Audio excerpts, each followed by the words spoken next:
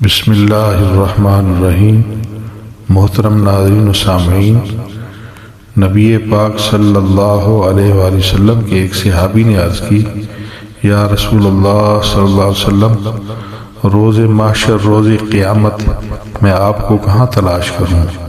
تو نبی پاک صلی اللہ علیہ وآلہ وسلم نے ارشاد فرمایا کہ روز قیامت میں تمہیں ان 3 مقامات میں سے ایک مقام پر ملوں گا، پل صراط پر جہاں پر میری امت گزر رہی ہوگی، اور میزان پر جہاں پر میری امت کے اعمال تولے جا رہے ہوں گے، اور حوض کوثر پر جہاں پر میری امت پیاسی ہوگی اور میں ان کی پیاس بجھانے کے لیے ان کو جام بھر بھر کر پلا رہا ہوں گا۔